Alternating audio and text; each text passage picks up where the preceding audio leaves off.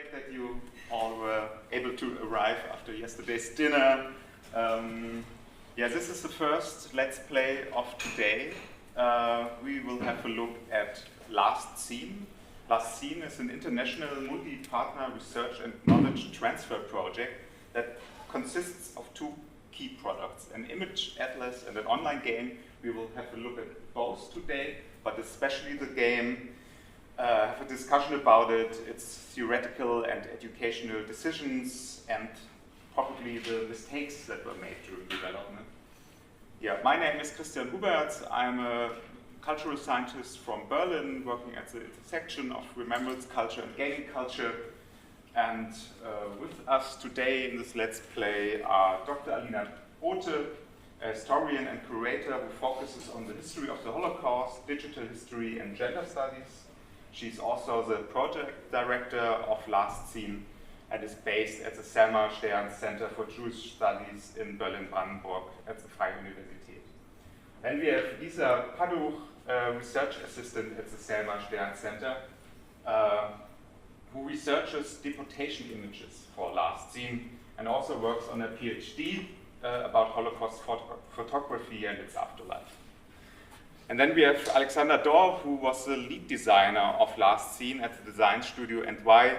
And lastly, playing for us today, Jana Klostermann, senior product manager at NY. Yes. So let's dive right in. Alina, you said you wanted to introduce us to the project. Good morning, everyone. It's lovely to see you after the last two very intense days. I apologize for my voice. The last 2 days have been intense. What we want to do in the next 85 minutes, and Christian will kindly guide us through that, is give you a short overview of the whole project. That's going to be my part of it, and then dive right into the back end of it, talking a moment about the database before we go into the game. So bear with us for a moment. If you're only interested in the game, but we presume that you might also be interested in the broader concept of the project. So this project came into being in 2021, and what we do is that we gather, research, and then contextualize digitally published deportation images from all over the territory of the Reich and the borders of 1937. So it's going off eastwards till Breslau, but we're not going further to the east. We're not on a European stage, and I'd say yet. Let me take a moment to walk you through the project, but before I do that, I want to say a couple words about why we do this. First reason I can give in a very short sentence. Let me put it simply. Without deportations, no Auschwitz. Without deportations, we have no transport structure towards the camps, towards the ghettos, towards the killing fields in occupied Eastern Europe. So deportations are a key part of the persecution and mass murder system. Without deportation, it would be impossible to maintain. And when you look at deportation images, they show a crucial moment of exclusion from society, from a performative act of excluding the deportees out of society, often in a very public space. And the third point I want to make is deportation images connect the living spaces of the victims, of the deportees that turned into crime scenes, the cities, the towns, with these extraterritorialized ghettos and camps in Eastern Europe. So when we look at deportation images, we have a clear link into the camp and ghetto system that we often tend to overlook and keep in also our remembrance culture as something extraterritorialized far in the east and not bound back to German cities. And this is, of course, a very German perspective, where coming from the perpetrator society, each and every single German street has been turned into a crime scene in one moment or the other between 1933 and 1945. Deportation images make that very visible. And once we've been diving deeper and deeper into the deportation images, we were, of course, able to recognize the patterns and all those things that we did not yet gather from the research of deportations. And one of the main points, one we haven't raised in the game, we just discussed it yesterday, is the topic of bystanders.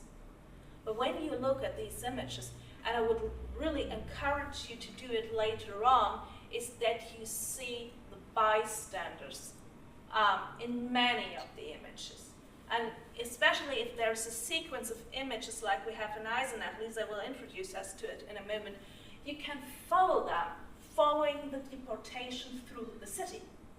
It's not like, oh, a single glance, but no, it's taken an active interest over hours to participate in an event.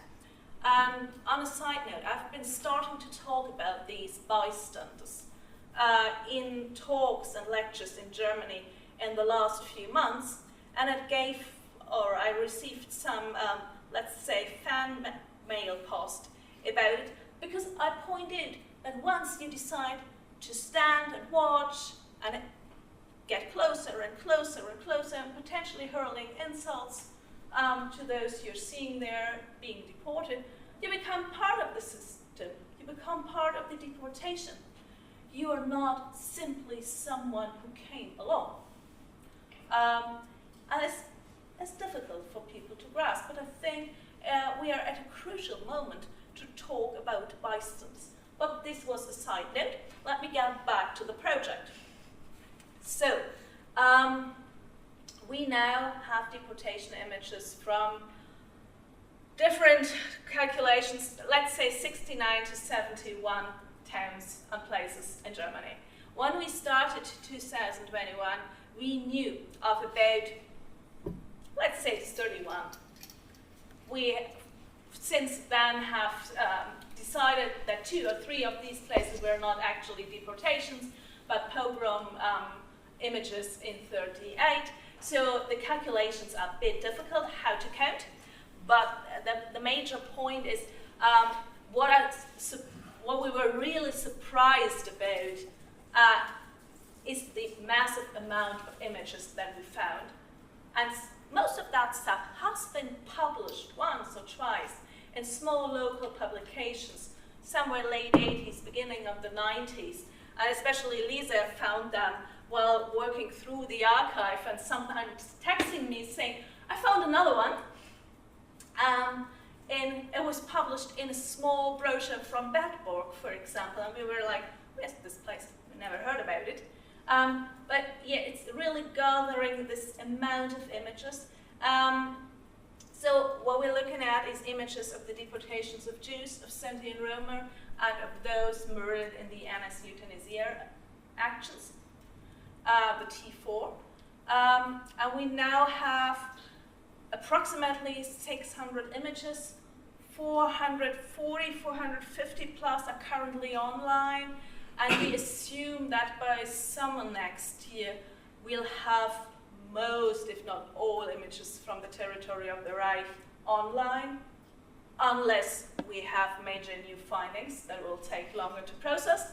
But the current estimate is summer next year, and from that point onwards, we'd like to spread out to a European stage of the project. What we've been doing is trying to develop digital products with this material to make it accessible. This is a project born out of the pandemic. So one of the moments to start this project was a talk by Christoph Kreuzmüller in an online conference showing some deportation images. And unfortunately I said, well, it would be great to have them online. And this is where we started this project, trying to get all this stuff online.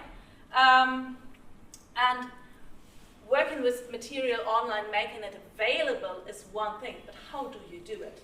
How do you tell stories about people that are on these images? How do you tell the story of the place? How do you convey important contextual information? And we came up with a system, Lisa will show you that, to annotate directly on the image.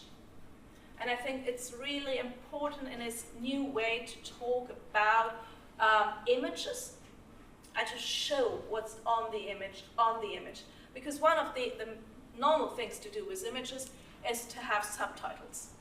And then you have a number of persons in the subtitle, and you can check from left to right, we have this and this and this person. So this is the one thing we've been doing. And the other thing is we needed an educational approach. And we wanted to have that outreach. And it was in all this process, working with the colleagues, I always call them the colleagues from Munich, because we have this Berlin-Munich connection with Alex and Jana and the rest of the team at NY has been so crucial to us, because it was a process of translation. Let me say that before we jump into it more closely. When we started this project, it was a short-term project. Initially, we had 15 months to find all the deportation images from the Reich, to research all them, to publish them, and to do a digital learning tool. And we didn't know how that digital learning tool would look like. We did not set out at the beginning to do a game. And this is, I think, for me, one of these interesting learning points. When you step out of your own realm as an academic and start working with people who are professionals in digital media, let's put it that way. You can put it in design and in telling stories in a different way. And of course, it's a process of you handing over a lot of agency, and a process of negotiations, but also a process of translation. And our idea of having a digital learning tool was then taken, and in this process, in this joint process, translated into what we now see and we're talking about in the last scene game. Last but not least, let me do some housekeeping. It's a project done by 6 different institutions. You see them all lined up here. Major players in the field. I was sponsored in the first stage of the project by the EVZ, and in the second one we're currently funded gratefully by Landecker. Now we're going to see how the European and third stage of the project hopefully develops. So in case any of you has some funds to share, we're happy to take them. So, and with that I hand over to Lisa. Thank you. Alina already introduced you to our, or revealed to you that our digital educational tool is a game. We're sitting at a Let's Play. Yeah, you obviously knew it before. And this game, as you will see in a bit, is designed to imitate the actual research process that we perform in our project. So even though we obviously don't ask the player to perform a full-scale iconographic analysis of deportation photographs, the gameplay does indeed mimic what we are doing, our historical and analytical work. So yeah, you will see that the game is based basically on what we do to prepare the images to get into the image atlas. And I don't know, did you already use this term? The image atlas basically is our first, one of the 2 digital products, the one that is kind of a fusion between a database, a digital exhibition, a digital edition collection where you can find all the pictures online. I will show it to you in a while. But what is underlying, and what, at least from my perspective, is like is the brain of the project, is our database. Yeah, to feed this image atlas, we have built a relational database. And I don't know if any of you came in touch with photo analysis already. You would probably recognize that yeah, the items of the categories of the database refer to the common analytical elements of the iconographic analysis. So even though our actual analytical unit is always the photo series, the database kind of takes centers around the single image because it is something like the lowest common denominator, so to speak. And all of these analytical categories are later reflected in the image atlas. So I think it's quite, and some of them are quite comprehensible, I think. Maybe I'd say something about the object and the identified person, because these are our categories that are later annotated on the pictures itself. You will see in a second that we have, together with and why we have developed a very, I'd say, comfortable tagging system for the photographs, where we can actually tag either objects or people on the photographs and feed the tags with information, with either photographs, sources, like additional sources, or texts, or in the best case with all of them.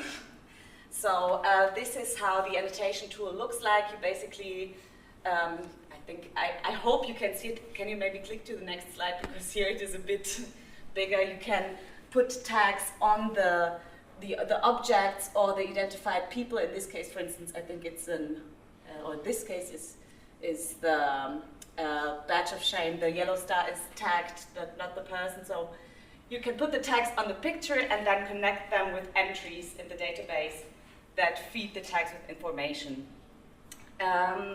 So these are particularly key features in the database, I would say. Maybe let us switch to the image in our actual digital atlas, because I think this is what is very interesting for us to see. So here you can see the same picture as it looks like in the end. Jana, could you switch to the English version, please? Oh, yeah. So the tags are now better visible and of course clickable. Maybe you could show one example. And yeah, the underlying text are short, of course, and we tried to write them in a easily or fairly comprehensible way. So it is not aimed only for academia or researchers, but also for the general public to understand. And as we have also the option to look at the reverse side of a photograph in the image atlas, we are still discussing if we want to implement the tagging on the reverse side as well, to give a more the possibility to understand the sometimes very complex content of them. Okay, so maybe we go back to the front. Jana, if you scroll down a bit, here below the picture you basically see the database category. So this is the historical context that we have seen before. It has related sources in every case. Sometimes it is archival documents, books, links to other websites. We obviously, since we call it an image atlas, we have a geographical localization of each of the photos from the picture series, which can be looked at on the map. Here we have information about the image series as a whole, about the photographer, if we have any. We have the picture in the context of the whole series, which again is the actual analytical unit for us. and some information about the provenance, and then acknowledgements, call numbers, and so on and so forth. So if you could jump back into the grid, Jana, because I would like to show you how you actually can browse and find photographs in our image atlas. So the atlas, if you go back to the grid for a sec, this contains every picture that we have already uploaded, and what is maybe interesting to mention, these, we call them disruption tiles. These are meant to draw attention to the pictures that have not been taken or have not been found, and to all the deportation events that we don't know how they looked like, basically. So we kind of wanted to break with the idea of like a holistic transmission or something like that, because this is very sure it's not all the pictures that have been taken, and not all the deportation have been photographed. So in the menu above, you can find 6 options to filter the grid: by place, by period, by persecuted group, by subject, which is kind of relating to the to the action that is visible on the pictures. Location is like a category of place that the pictures were taken in, or by tags. And the tags, again, they go back to our like actual picture tagging. Some kind of standardized tags that we use for the pictures can be filtered here. All right, so Jana, would you maybe type in or pick out the year 1942, so we can go back to the Eisenach pictures, which are the one we want to talk about today. So these are all the pictures taken in 1942.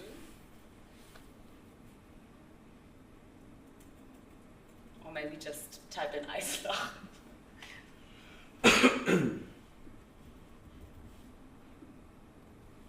1942 has a number of images. It's about the images because of the Würzburg transports. Where are the pictures? Above.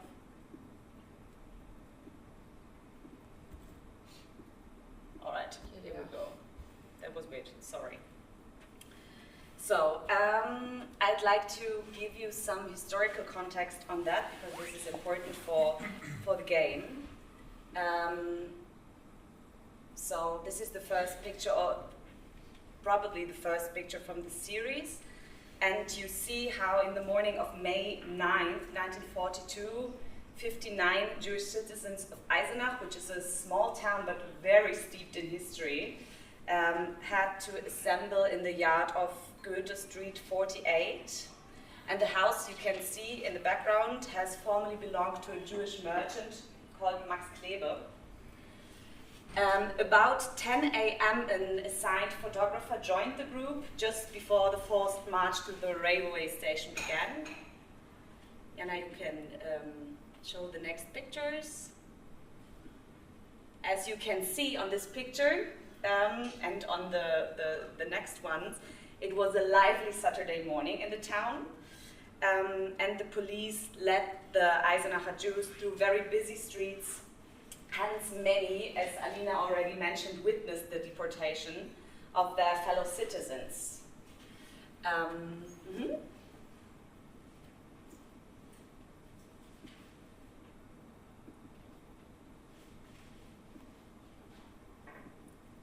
So around 11 a.m. the deportees were forced to board a train on platform 3 on the main station, and it took them to Weimar, an equally historically significant city in Germany, where they were locked in a cattle auction hall, searched and robbed of their valuables. After one night under very terrible conditions, a total of 513 people from Thuringia, which is a region in central Germany, were deported by train via Leipzig and Chemnitz to occupied Poland and arrived on May 12 in the district Lublin, which makes this photo series quite, yeah, I'd say special for us, because we didn't know of much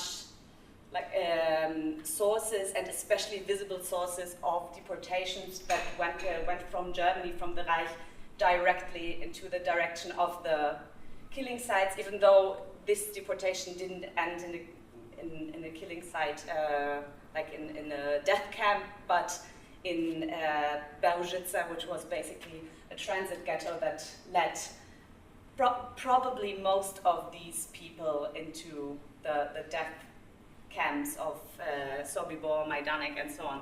So no one from these deportees of Eisenach survived the Holocaust. All were murdered in the ghettos and the death camps in and around Lublin. Some of them even shortly after these last pictures have been taken of them. So this is what I wanted to share with you about the deportation and about our atlas, and I will hand over, or we will switch over to the game where you will see these pictures again. Maybe one thing that I just realized is you may be here and say, okay, it's been 30 minutes, it's a let's play, what the hell? But I think what this describes well is, to be honest, how our process worked as well. So we didn't start, as Alina said, by going in and saying, okay, we want to do a game that tells one story, but we started with this kind of big pool of images that were not even fully researched at this point. And we knew we wanted to communicate them better to young people, and we wanted to excite people for it, but we didn't know how. So we were building the atlas and everything that you see here at the same time as we were trying to figure out how to communicate this and how to help young people learn about these images. So I think one thing that's really important when we jump into the game now is we didn't set out to build a game with a single level or something. We set out to solve this problem of how can we make those images accessible, and that was our problem. And we were kind of in an open design process to figure out a way to get there. And that's why I think sometimes now people are a little bit confused what Last Scene game even is. How much is it a game? How much is it like a challenge, an exercise, etc. So yeah, but without further ado, I would say let's go into the game, and we'll show you around a little bit and show you some 3D, some interactive stuff after all this data. Yeah, so the game is only available in German right now, so there will be a lot of German text on the screen, but I will try to translate it. I can also explain a bit while you click into.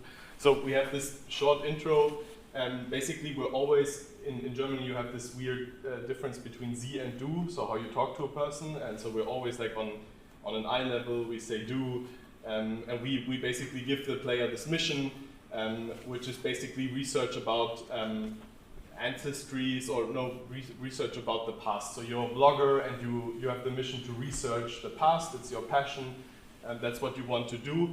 And basically you found this old attic, and this is what's happening here in this intro video. You get this text from a friend, and they found this old attic in their grandparents' house. And I think Alina always says it's like the dream of every historian, this attic. It's perfectly laid out. Sources together. All the sources in one room. It's perfectly prepared. All you have to do is go in and figure out what happened.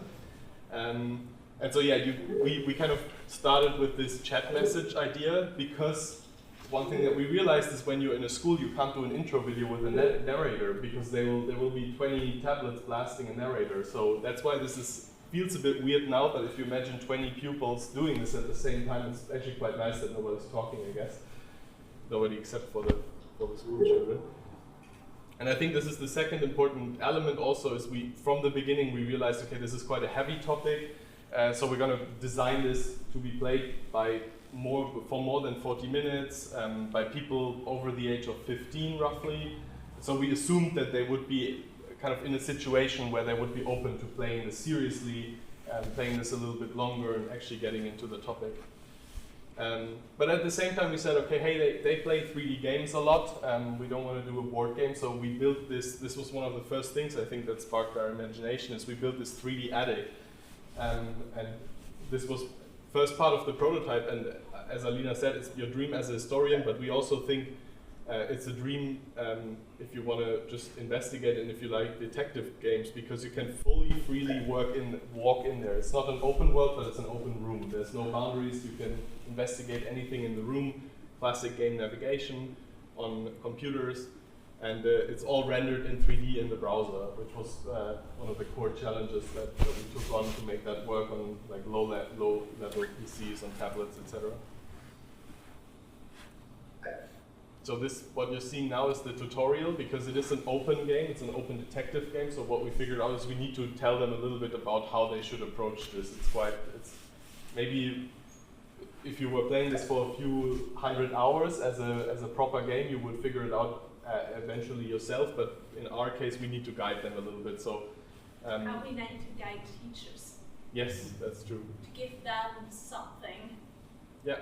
So maybe Anna, you tell us a little bit what you're doing. Yeah, so basically I just followed the first step of the tutorial. I gathered the image series that was lying on the table in the room, and now I opened the first image.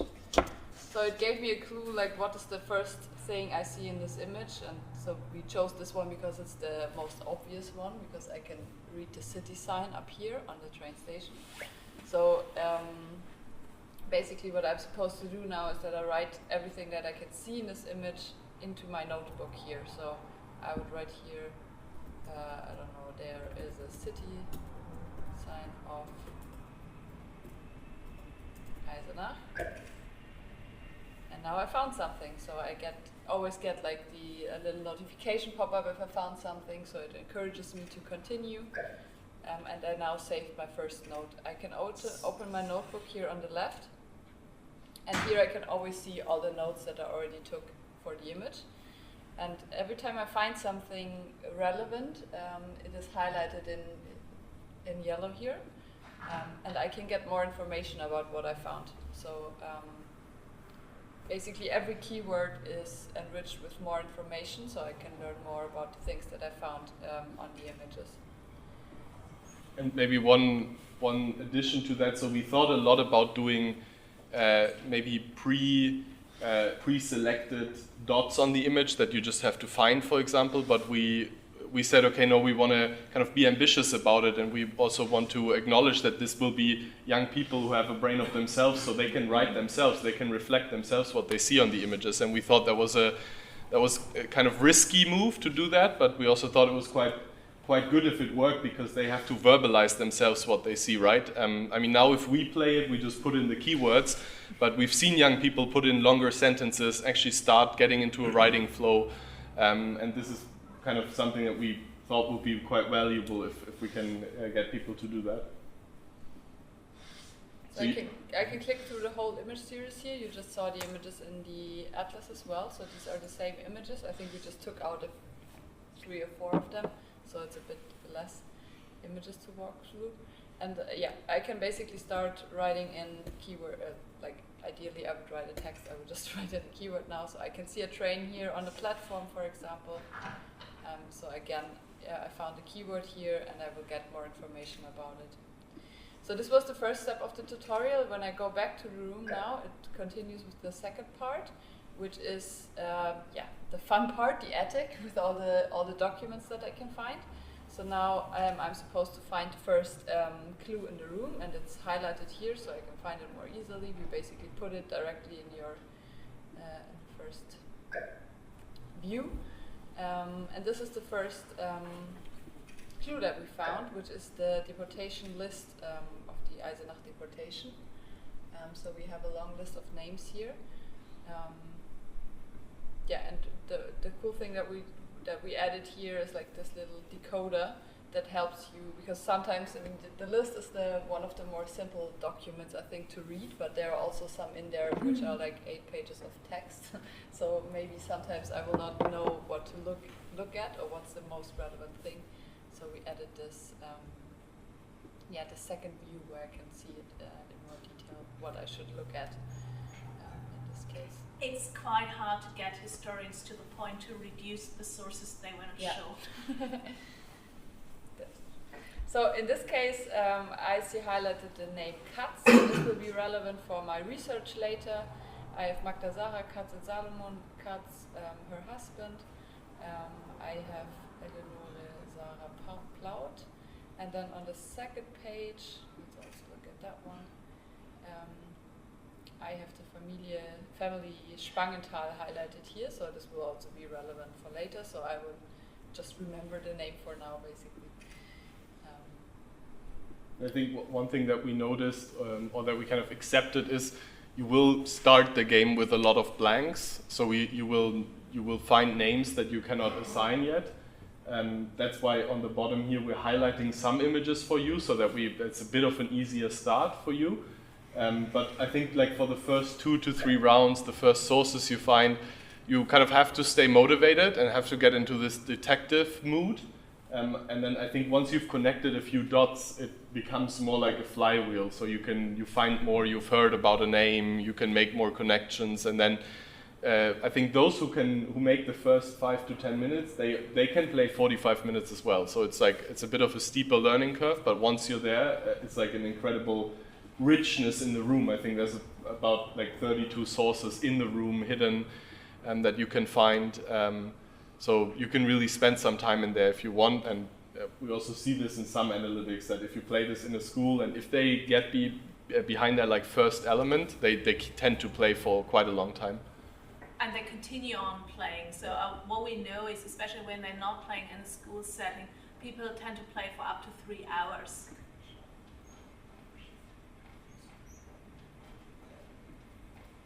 Also because in the end you want to find everything. You just want to tick all the boxes. Yeah, maybe that's also a good point. So up here I can always see my progress. So I have found 4 out of 30 documents that I can find in the room. I found 2 keywords so far in my notebook, and I have done 0 of 2 challenges. We will look into that in a second. So there's 2 mini games hidden in the room that I can discover. And then this is the blog article that I'm working on now. So as Alex said in the beginning, we basically made the setup that you are writing your own blog post for this topic. And I'm trying to unlock this by finding the keywords and the clues in the room. So this is the current state of my blog post that I'm writing. I have a headline, and then I have unlocked the first text here because I found the keyword Eisenach.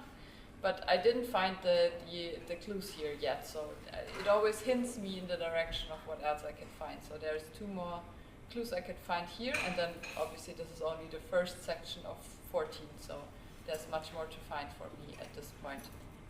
And I can always see my progress here. And of course, behind that is the educational idea that when a number of people play in the room, they find different hints and they find different things on the images, and they at the end will have potentially different blog posts that they're able to achieve in that time. So if someone goes to 66% or to 75%, they have some different knowledge. And this is in a way parallel to the historian's process. If you have a set of files and you have 3 people going through these files and writing at least 5 different stories out of this, and we wanted to make that understandable, that history is a narrative process where the individual narrators plays a role into this process. We couldn't do it as freely as we want because, of course, we don't have an editorial system. We can't accompany people in the process of playing. So we had to go back to this kind of blog that is pre-made. But nevertheless, there is the idea of this different findings that I find so important, so that they can sit down and compare notes actually and have different stories to tell. So I think right now, maybe just one sentence, if you paid attention, the source that Jana found said something about someone called Katz. So this was, I don't know what Auswanderungskartei is in English, maybe you do. Like immigration card. And so you can see name Katz in Eisenach, and then we help you a little bit by highlighting this, and if you pay very close attention, you can see that name is written on the bag. So there's your first connection. Like in this case, a very visual connection. I think once you're in the game, that's not too hard to get. And so once you enter that, that's a core like unlock. That's something really good that you found. And then we kind of give you little hints also in the descriptions and in the blog article if you read that, so that you can keep on going. That you basically have a good motivation to keep on. It's a lot about visual literacy and a world that becomes more and more visual by each day, and having also the tools to be able to read images and have an idea for what to look. Because to play this game, you have to very closely look into the images themselves. But I want just to point to one problem we have, a semantic problem. We have perpetrators, power, and agency in these images. We have the name of Magda and then the forced name of Sarah and Katz. She's of course Magda Katz to us. We do not, but in that image, it's fixed with the forced name. And this is something, of course, then the students encounter, and we have to solve that, we have to discuss that. What I noticed for the first time, I've tried it a couple of times, but I just now realized that you basically can use the image atlas as a kind of walkthrough for the game, or can't you? Are you nudging the players also to maybe take a look? You're stuck. Hey, look at the image atlas, and you get some. You said we should honestly talk about experiences. Let's not call it mistakes at this point, because we're still in a learning process. When I would set up this project again, the one thing that I would pitch for in a grant is a huge amount of money to get it into schools, to actually have teachers' materials, to have hints within that, to maybe have a short booklet for students who are not gamers. I mean, not all young people are gamers, but also outside of schools settings, there's, from what we know, a whole range of people who are playing this game or go into that game. So we currently, your analytics are better than mine, Alex, but I know over 10,000 people have been into the game in the last 2 years. Not all of them school students. So the one thing I really think is we need to connect that more closely and to have people maybe also jumping in from the image atlas to the game. We do not have the option to get from the image atlas to the game. Yeah, but it's a digital structure. Yes, and this Alex mentioned in the beginning how the development process was, and it was quite parallel. So whilst we were actually developing the database and the atlas, we were already developing the game. So before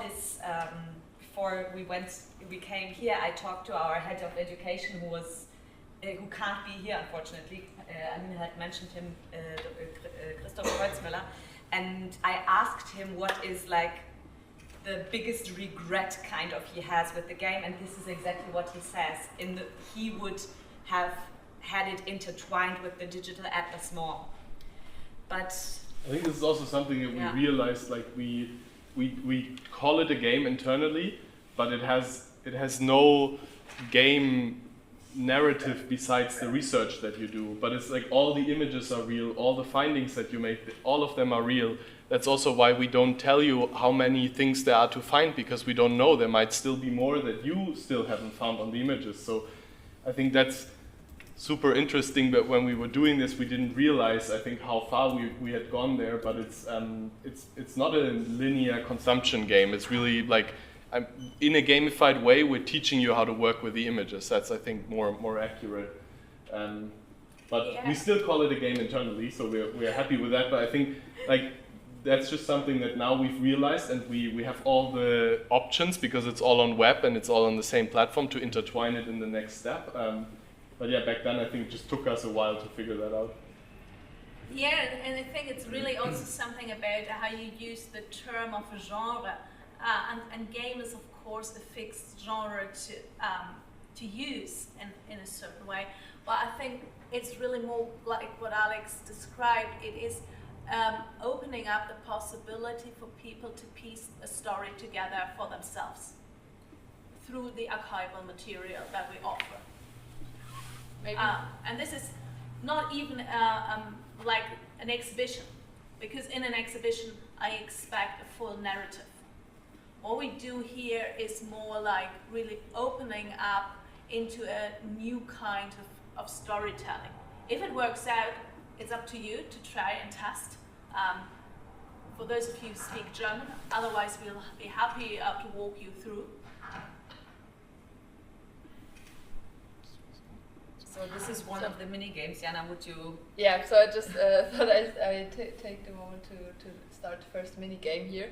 So this is one of the 2 mini games that we added to the game, and in here I'm challenged to sort the images into the route they took through the city.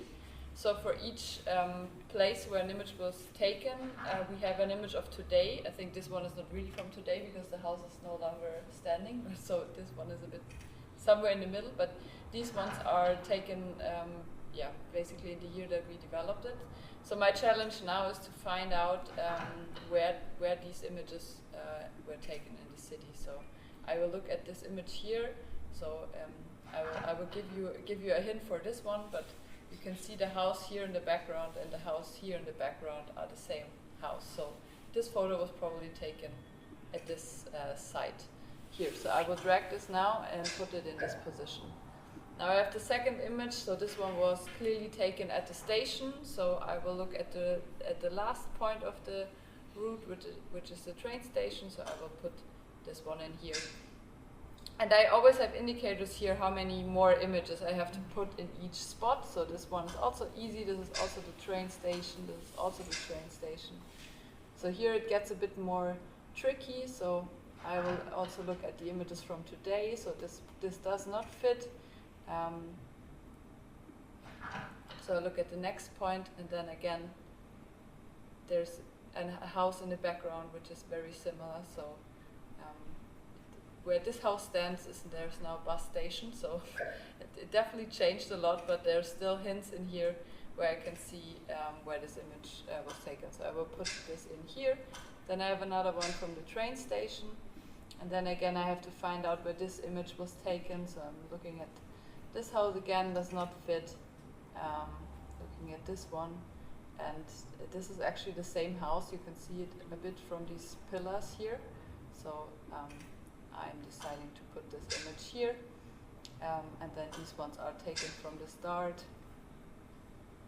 I think this one is also quite nice because you can see the building at the train station is still very similar to how it looked back then.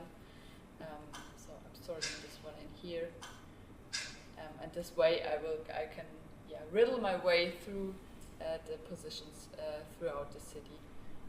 Also in this one, it's basically I think Christoph took these, tried to fit to get the same angle as the photographer did back then. So. And it's really, when you go back to the image atlas, and Lisa showed you before, the geographical mapping that we do for each sequence of images, it is the same that we do here in a way. So from time to time we actually go to the places to be very sure. Other times we use Google Maps or Google Earth to locate images. But what we do not ask people to do is what Christoph did when he went to Eisenach in May 2 years ago, 3 years ago, while we were in the process. He actually stood there for hours to check on the shadows, to be sure of the timing of the images. Because we wanted to be really sure of what time has each image been taken, also for the sequence. So he went to the exact places and looked at the shadows. And I think this kind of forensic work that we do from time to time is also something that I would now think could be integrated in a game like this. I mean, when you have apps like SunCalc or Now to really look into what time of a day has an image been taken, I think you can translate that into a game as well. And you have this kind of process, and I think it's a double process. Of course, on the one hand side, part of this is unlocking a very tragic story. But on the other hand, it is also that part where learning, where understanding is a discovery in itself that is worth undertaking. This is now that I sorted the images correctly, I get a special addition to my blog article, and this is basically a result of our discussions about the bystanders. So we really wanted to change the perspective and show the deportation from the view of a bystander. So we made this little paper cut 3D model animation here. To basically show the deportation from a bystander's perspective. And I think this is really impressive to see. I think it's really interesting to shift the perspective like that. And to see it actually like the dentist that's looking at it from the window. That is one of the very few bystanders in the whole project that we have identified, as Christoph went to the address book of that house and recognized that on the first floor of that house is a dentist. And it is a Saturday until noon is a regular work day. So we assume that the person in the white coat is actually that dentist taking a break in his practice and looking out of the window into the deportation scenery. There's one more story that's really interesting that you can unlock in the room, and that's the story of the family Spangenthal. So we already saw their names on the deportation list. And we can find, we already looked at this one, we can find a family photo here of a girl on her first school day. Then after that we found this letter here. This was all in German, so you probably didn't understand it, but basically in this letter, her brother Heinz, who survived because he was at a private school, I think, in Switzerland during that time, he recognized, he's writing here that he's sending an image of his sister on her first day of school, so you can already make the connection here. I saw the image of the girl on her first day of school, and I have the letter here, so I know, okay, this is probably Marianne Spangenthal on that photo. And from that I can go further in the room and try to find more.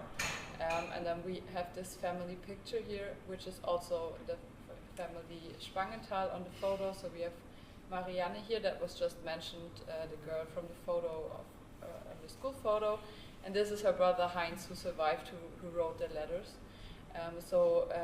Basically again I get a few hints where I can maybe spot them again, and in this case I think it's really impressive, because when I saw this the first time it really struck my gut, because they're basically walking the same as they are on the family photo. So I think this is really, hard to see, but I can now see Familie Spangenthal walking here on the photo. So I unlocked this part of the story now, and I can see them on more photos. So I can also see Marianne in front row here. And I can also see them entering the train here. So in this case, I know that his wife is called Erna. So I can basically tag her here in the picture as well. I think she was mentioned in. So there's more clues to find about this. There's, for example, this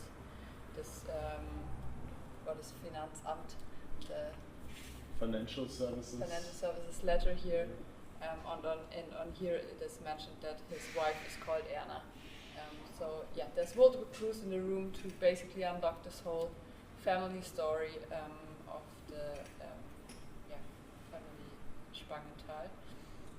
And I think you have to be open to explore, right? Like, we don't punish you for anything that you do badly. I think that's also unique, or not super unique, but there are many games you lose life or you lose health or something like that. But in this case, we've gone very soft on like the negatives, because you have to explore so much. You can be wrong a lot.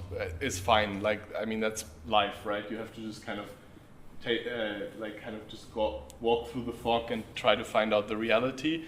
And that was by design. We didn't want to kind of punish you for writing anything wrong. It can happen. The only thing that we do is we censor a few text messages. Which, I mean, this is not something that goes online or anything. You can write, like, we just discard what you write in the notebook after you finish, but we restrict some terms that we don't want to have in there. But apart from that, it's pretty much like an open world approach. very little negative kind of incentivation. And I think this is also part of our research process again, mirroring this is you'll read through a lot of stuff. When you start writing, you discard a lot of that, or it becomes background information of the story you tell, but it's not on the forefront. And this is also kind of this process. So you also have some materials in there that are not really relevant for unlocking the story of the images, but to give you background. So something like the deportees had to pay themselves for the deportation is nothing you're going to see on the images. It's nothing that helps you understanding the images, aside from giving you a background of the whole situation. So maybe 2 or 3 more things before we maybe open it up a little bit for questions if you want. So number 1, there's another mini game in there which I personally really like. I just want to show it to you quickly because I think the interesting thing is with the room we've kind of built this hub. We could add 5 more mini games there now. That's super interesting. Also, it's like a living game.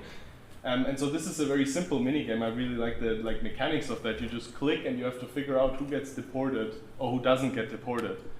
And I think it's really effective in its point, although it's so simple. And so maybe in the future the game could use a bit more of that to keep you going when you don't want to do the very intellectual work. And you still have to look very closely, and I think it's a very strong point that it makes. Like, you've literally figured out that there were many people who did not get deported, but who obviously saw the deportation and who were obviously present and had to know what was going on. And the other thing is, I think you see this throughout the game, we were very cautious on not mixing times. So you are in the now world, all 3D depictions, all of that we do in this paper cut style. We do not try to imitate what it was back then. We do not try to do any photorealism. So I think in that sense that it's, I don't know if I want to say conservative, but I think we had a very strong approach to say, okay, you are in the now and you're researching about the past. Overall, that narrative I think was quite helpful throughout the game when making decisions. And then finally, I was saying we built a hub with the room. There's another image series that you can play. So once you've played Eisenach, which I think is the most in-depth series and the hardest series to do, you can play Munich, which was also researched as part of the project, and it's based on the same room, but with different sources and with different images, and the mechanics is a little bit different. So you cannot make 30 discoveries, or you cannot unlock 30 parts of a blog article, but you can only unlock very few parts. But the blog article is more like a video blog, and it consists of, I think, 9 videos, 8 videos that were produced by school children in Munich who were actually testing this game throughout with us and designing it together with us. So a different incentivation, I would say, or a different kind of gift that you get in the end. And I think this is, I don't want to kind of value one against the other. I think it's just a very different experience, and those videos are really incredible. They were made by A-level students with some support. Maybe there's one, Jana, that's very strong.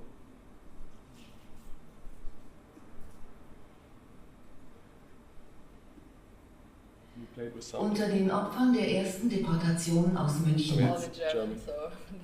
But you can see that basically it's, I mean, if they were translated, you'd see that they were incredibly well made for like people that age, and they become part, like it's the third dimension, they became part of the research from this side. But yeah, I think what this shows is we can add another series. It's like, again, it's like a living platform than like a finished game. And I think in that sense it's quite an interesting experiment that we did here, and I think there's potentially still a third series coming. We could change out clues now, here, together. We could change keywords, we could change descriptions. So it's really like taking the approach of like a digital product to a game, to an educational element. And it is not limited to deportation history, and actually not even to Holocaust history, basically. The attic is I wouldn't say neutral space, but it's not, connected to a certain historical era or topic. So basically, you could go around the attic and do medieval studies or whatever you want. Yeah, let's say something about the 1920s more. And I'm not sure how we would tell the story of how the medieval objects got onto the attic, but still. It is, and the last item is it's all built on web. So we had like an exhibition that we wanted to be part of, and they had the requirement of being on iPad. I think it took us like 1.5 to 2 days to go from web to iPad. And again, that's, I think, very interesting. Mobile would be a bit of a different story. But I think it's not that well suited for what we're doing. We're doing image analysis, you're writing. So mobile would be a bit of a different approach. But it's incredibly versatile because it's on the web. Has some downsides, load times, etc. But it's very versatile. And then we were doing the hackathon yesterday, and the last thing that we were looking at, if you could go into the presentation quickly, is we've taken the whole 3D scene and we've done like a first VR demo. So this is running on an Oculus Meta now VR headset. It's a bit janky, the resolution, but this shows you basically that once you have all these assets in place, you can clearly put this into a virtual reality element. Much of the jankiness coming from the screen recording, but obviously some of the mechanics have to change. You cannot type. Either you do voice or you do go into that pre-selection element where we kind of tell you what to find, and then you just select out of a menu. But the attic works incredibly well in VR because then you can just, like, you only need 2 teleportations to go through the whole attic, and apart from that it could be in a space like this, and many elements of what we build still work in that context and still make sense. And so maybe at some point, if anyone finds us funding, we do a shortened version of it, and we reuse basically everything that we have and just rebuild the mechanics a little bit, and then you can multiply it like that. And I think that's really exciting, and it's often not talked about enough, that you don't have to start from scratch again. You can really go from this idea and kind of build on it. For me personally, this was a really great moment because we've been working with the attic for over a year, and then to be actually standing in it in VR, it was really cool. It felt like I came home because I already knew the place so well. I actually liked exploring the VR space much more than the other one. Might be me not being a gaming person, but being in the attic in 2D is much more difficult to me than when I'm in the virtual version. So I really like the virtual version, and I think that the virtual version is a good setup to have in a memorial space, to have a different approach to it. It's kind of an installation. It's not a low-key educational or cultural project or product. It is a different approach to it, but you can scale it in different ways, and I think this is where we're currently standing in the process to say we can scale it in including more sequences of images, we can scale it in how the block is looking like, but we can also scale it in a way that we can do a VR option now. But yeah, when I look at the EXPO and the question of how can we also bring together certain aspects, I'd say, why not set up a VR installation to travel through a number of memorials and have a number of experiences combined? Or maybe not a traveling one, but a fixed one. But yeah, I think this is something we should discuss also when we are looking at our always recurring topic of funds. How we can maybe do a package of things together. And maybe Meta would be interested to fund your VR project. They did so before. It's an interesting idea. Yeah, you can later we will have Let's Play of the Light in the Darkness, completely different game, but they now got new funding from Meta to create a director's cut. Nice. And there are already some, I know 2 or 3 years ago there was a project called Tell Me Inge, Erzähl mir Inge, a series of interviews with a Holocaust survivor that was also funded by Meta. Yeah, but I'm not so sure how long they will keep on trying to. Maybe the other question is, do we want them to fund, and do we want them to have our data at that point? I think I spoke about that yesterday as well. We have to recognize the hierarchies and power structures in the digital world, and the turns that Meta is currently doing, some that are not giving me a comfortable feeling. I feel some severe discomfort here. By the way, that's also why web is a good choice always and shouldn't be disregarded, because it's a website. We're free. Like, you can use whatever browser not whatever browser you want, but you can use most new browsers. We're not dependent on anyone. It's our thing. If we want to open source it, we can open source it. So that's, I think, why web, you shouldn't discount web too much if you're building a game. There's a lot of stuff possible on web nowadays, even with like offline versions and stuff like that. What I found really interesting is how you arrived at, from your research, from the goals you set yourself, from your image atlas, how you arrived at specific game mechanics that work. So I would say it's a game, definitely, so no doubt about it for me.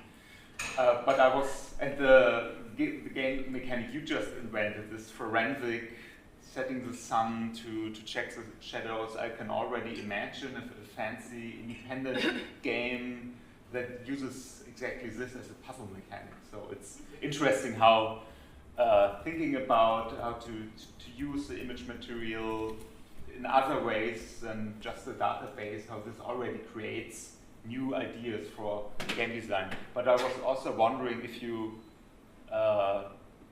before starting development, took a look at kind of the mainstream gaming market, where you're doing research, looking around which games, which mechanics might fit for the ideas we have. Yeah. Because I can probably name a lot of games where I think, wow, this looks just like Gone Home. It's the same attic, but with different material lying around. We did a lot of, I think we looked at 10, 15 games that were kind of like really relevant back then, because it's like it's already 3 years ago, right? So it's not the same games necessarily, 4 years. So yes, we did. Honestly, while we were doing that, we were still fighting or discussing about how gamey it will be, fighting in a positive way. It was still figuring that out. So it wasn't like we were saying, okay, we want to build a first-person view game and now let's decide on which nuance, but it was more fundamentally like, are we going to build a fake narrative or like an artificial narrative on top of it, or are we going to work with the real images, etc. So yes, we did look at it. I think fundamentally what we took from it is we can do 3D and we like 3D and it's cool and everyone is excited about it, so why not do it? I think it was pretty simple. And then the puzzle, the idea that everything is like a puzzle in there and that you have to riddle yourself through it, and that was, I would say, that was guiding us through all of the different elements, and that was also very close to your work, right? Like it's. But also we, like the mini games, for instance, they come from the analog world. So what our colleagues, especially Christopher Kreuzmüller and also his colleagues from Gedenkstätte Haus der Wannsee-Konferenz did was workshops with pupils, I think primarily.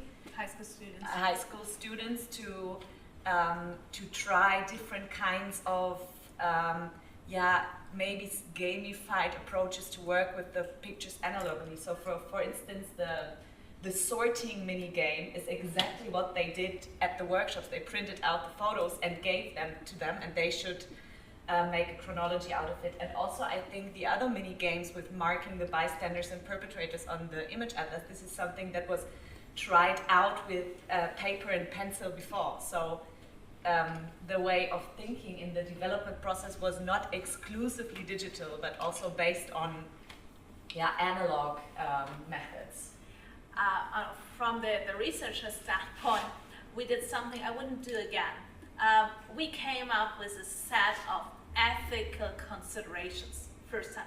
We did not come with a view on how a game should work, because we didn't think game first, but we said it has to be strictly contemporary. We do not want anyone to be in the position of a victim. And a number of further ethical considerations that we kind of handed over to you to think of and to think through. And then we came to that very strict contemporary position that I nowadays would strongly discuss if it's at that time and with the time frame we had, that was the best solution we could get to. But when I look again into the material and when I would develop again from potentially with a longer time frame, I'd be really, really interested to get more into the perpetrator perspective, to get more into the bystander perspective, because once again, I think talking about the bystander perspective is so highly relevant. And then also more into actually what we know about the victims, about like the first image you saw, I'm not sure if you will remember it, but the first image you see is the local rabbi coming in to say goodbye to the deportees and to speak also about that emotional situation of these permanent goodbyes that had to be said. And we took also a very non-emotional standpoint. And I'm not sure if that is really a good way that we've said, or if I would do this in a different way nowadays. So we have 50 minutes left, so maybe we can start opening up the discussion. If you have any questions. Yeah, please. Thank you. This was really great to see this in depth. I'm curious what you can track in terms of metrics on the back end. Are you able to see which things people find the most or what they enter? Just curious, what you're able to see in terms of how people use it. We were very data protection aware when we set up the tracking. I wouldn't do that again either. So I would do a more intense tracking, and I would communicate that transparent with a clear reason. And the second thing we have not done is an evaluation into the game. We have no feedback system, either for the game or for the image atlas. So we know we have 70,000 users in the last 2 years for the image atlas. More than 500,000 pages were opened. People generally spend 3.5 minutes on the atlas, which is quite a lot, each of these numbers. We know for the image atlas into which images they delve. But we do not know how long they go down, how much they actually read.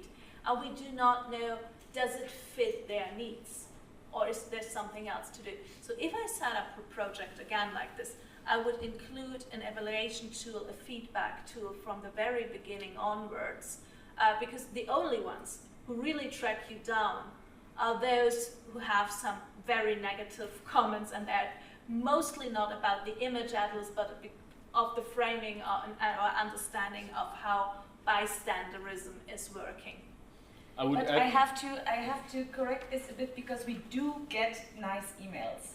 We do get emails of very engaged persons, and even I get, just a week ago or so, I got an email of a lady who found a spelling mistake, and she wrote me that she is on the image atlas all the time checking if there's new photos. And I was so moved by that, because this is really like more than I ever hoped for, that like people actually track the progress in the atlas. I would just want to add one thing. Technically, that's absolutely possible. We could track every single source. We are tracking now how many people are getting into the very, like how many people find everything, which is not a high percentage, I can say that much, and how long they spend on the ad. So we know the basic metrics, and then beyond that, it would absolutely be possible also with what we have right now. I think it's just what every one of you probably knows. It's always budget versus what you want to do, and I think for the time after the launch, the focus was on getting as much as possible into the game, investing everything into the experience, into more serious, etc. And so yeah, it would be possible. We are, as Alina said, to put it nicely, we're taking a very data privacy focused stand. So sorry, this is probably a ridiculous question, but if I wanted to look at this, where would I find it? That's the most important one, Angela. Thanks for raising it. You go to game.lastscene.org and you have our flyers on the table. And on these flyers you have all our web addresses. So it's atlas.lastscene.org, it's game.lastscene.org, and it's lastscene.org to get to our web page. So it's a three-dimensional structure we have. No, I love the idea of, because we have a lot of our interviewees have photographs, and I'm thinking, that would be really interesting because some know what happened to the people in the photograph. In fact, I'm sorry for my niece, but she's doing a lot of work about kinder transport, and she just put up recently saying, "Oh, I found this photograph," and I wrote and said, "Yeah, it's actually one of our interviewees coming off the boat. It's Rosa." And we've interviewed her, and I was thinking, could we do a whole thing round connected to the photograph, and there's other photographs have still family. So great. Yeah, photographs are, of course, telling a very strong visual story of it. We are not yet at a point where we have the database and the image atlas as a product open access. It is something we are exploring to do because we see the value in having that structure also for other collections available. But honestly, somehow the day only has 24 hours. Have you got any plans of releasing an English version of this? Of the game? Yeah. Okay, 20,000 euros. That would be no. Honestly, we're talking 20,000 euros here. And my question really would be to you as an audience: would you say there is a potential in doing an English version? I don't think so. Okay. So because that's really important feedback to us. Just sorry, I had to nip in and out there a bit, but. I'm very impressed with this. I really like the detective story element. I think it's really involving, really engaging.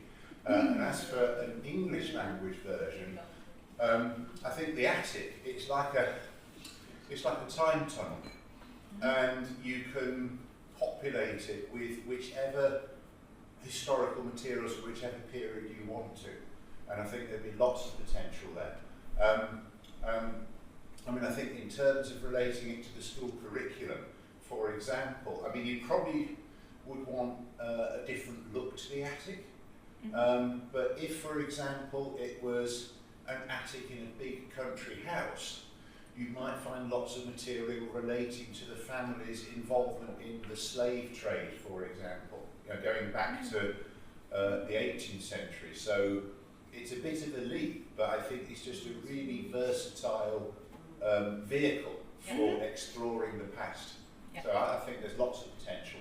And like I said, relating it to the curriculum, thinking about this, they do the Holocaust on the school curriculum in Scotland, but they also do Scotland's involvement in the slave trade, and this could be a really interesting way to explore that. Just one quick note, if you could go to the other window. It looks quite boring, but so this game is basically built like a website. So you can, because you asked about the English version, we could translate all the content today. We could give you access and you could translate it. We can give a school teacher access and they could change some clues. The big effort is in the sources, because the sources are obviously German, and so you'd have to find a way to translate that and do that well. And that's, I think, the main thing that'll take a lot of work. But this is quite, you've probably all used like a system to edit a website, and this is basically the same system, it's just powering a game. So that's quite interesting, I'd say. Definitely this, in its current version, has big potential in the UK, but like I said, I think if there was the possibility of collaborating with people in this country to devise a more British-focused version of this, that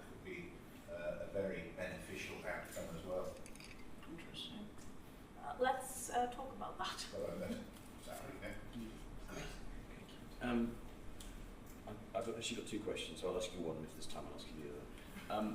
Do you think, or have you got evidence of this producing information you didn't have already? So like people engaging with these things, are you seeing people write to you and say, oh, I don't really notice this connection? Yeah, I think the Würzburg story is, we do have especially family members coming up to us. We still wait for family members of perpetrators or bystanders to contact us. It's not going to happen. It would be really something. But of course, yeah, we have these situations when family members of those deportees or Jewish forced laborers contact us. There's one gentleman we are in frequent contact with. His father is depicted as a young man, but also people have identified family members, and the most recent one is, maybe you can go to the Würzburg image. It's the march through the city. Wait, I have to. Wait. Where's Lotte on the image? I can see it from this perspective. No, further down, Jana. It's one of these, wait, stop. Isn't it on this image here? Yeah, That one? it's this one. So So there this- we have yeah. there. This tag is actually information that arrived to us from the public, kind of. We did have this identification when we researched the atlas, but, sorry, I interrupted you. Oh, I did the Würzburg series, and you talked to the lady who identified Laura Brandstätter. She is a family member, and she went through images. She knew they are on these images.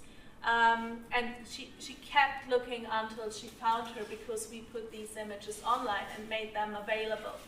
And we have this also, we found the Breslau images, a quite interesting series of images, because it's the first and only instance that we have of a Jewish photographer in hiding systematically documenting a deportation in the Reich. We know that from Poland, for example, but we don't have it from the territory of the Reich. And Breslau and the Munich one that is in the game as well are 2 out of 6 or 8 transports going directly to Kaunas in November 41, and they are shot on arrival at the Fort 9 in Kaunas.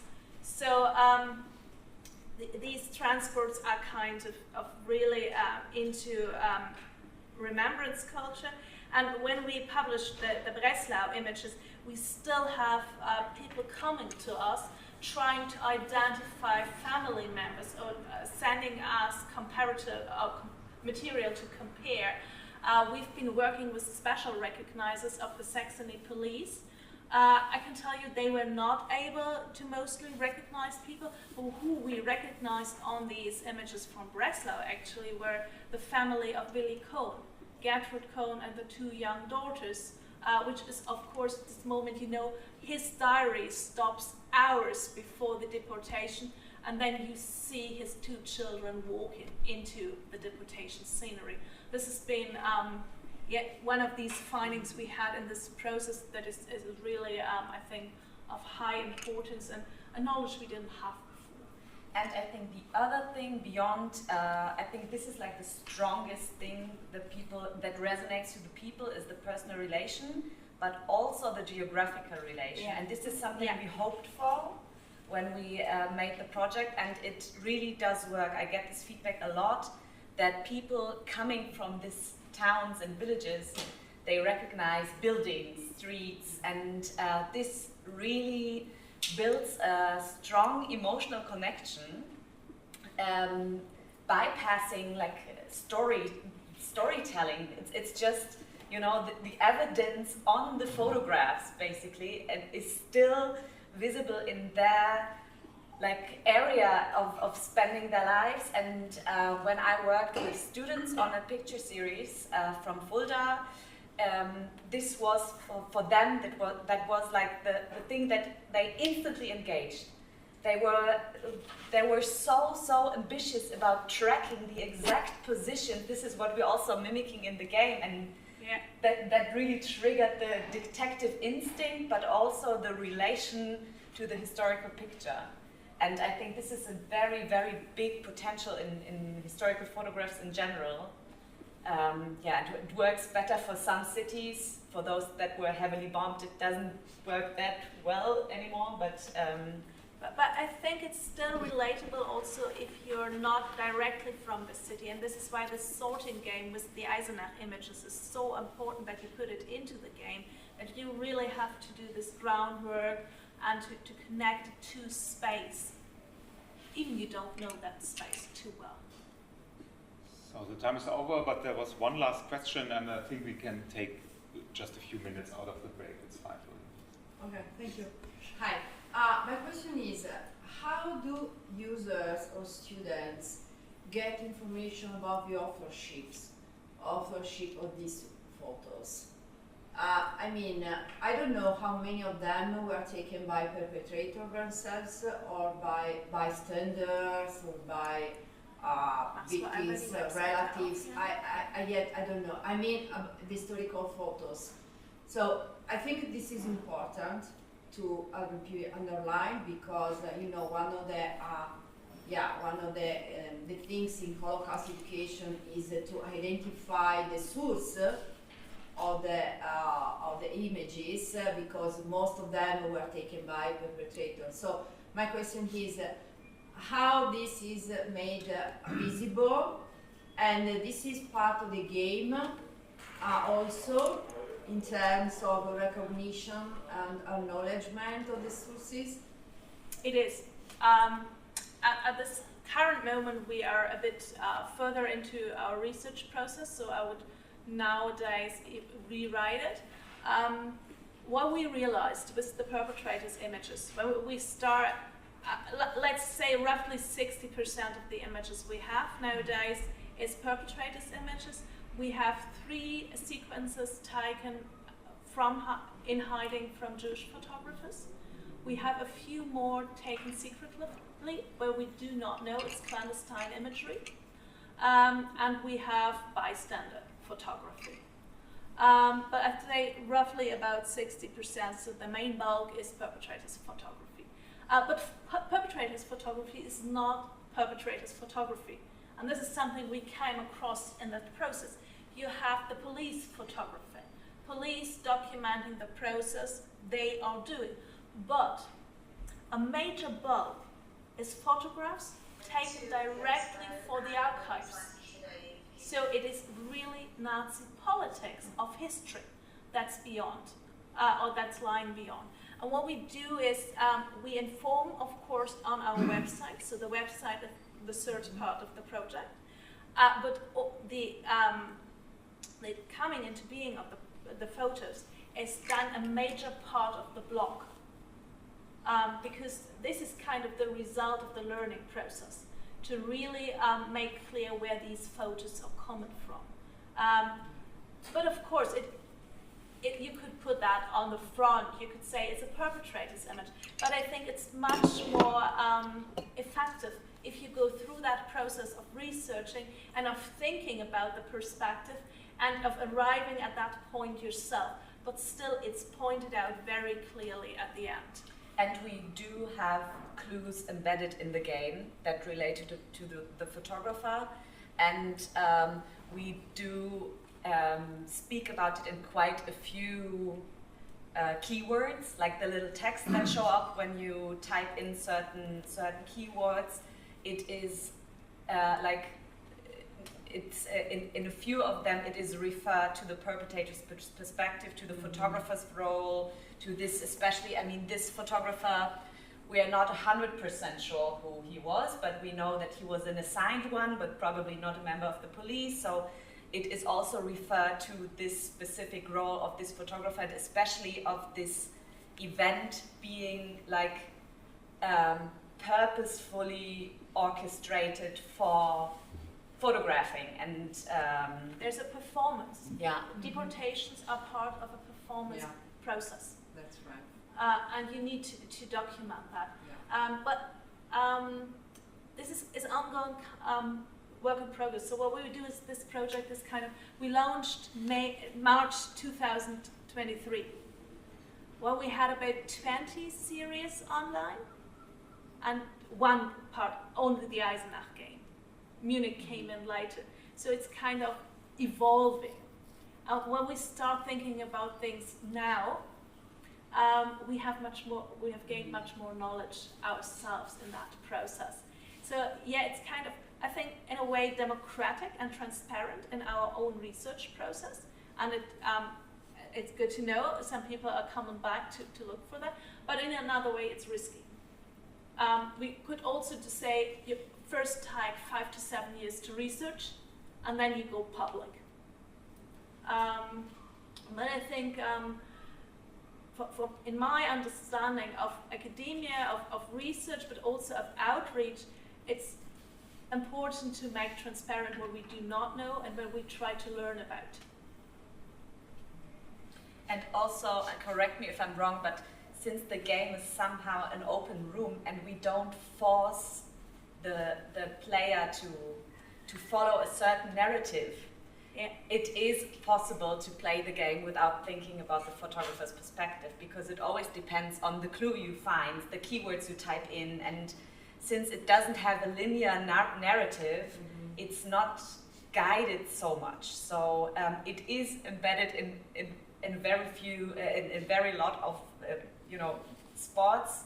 So it is quite likely that you stumble upon this notion or this hints, but you must not, right? Because you choose what you also obviously you choose what you read and what you just click away and. But it's something we've struggled with, and when I said we put these ethical considerations to the design team, I think the position of the photographer was one of the first things we came up with very strongly, to say we need to acknowledge that. Okay, thank you very much. This was our Let's Play of Last Scene. The next Let's Play will also take place here at 3:45 p.m. Then we'll have a look at The Light in the Darkness and the project by Anne Frank LA called Anne Frank's Young Voices, where students create their own Holocaust museums inside of the game Fortnite. So really looking forward to that. Yeah, and now enjoy your bit shorter break and try out the game if you have the time. Yeah, we're down there in the arcade, so if any of you want to come and have a look more closer into the game, we are very happy to be there. Thanks a lot. It's been a good morning. Very early, but very good morning. Thank you.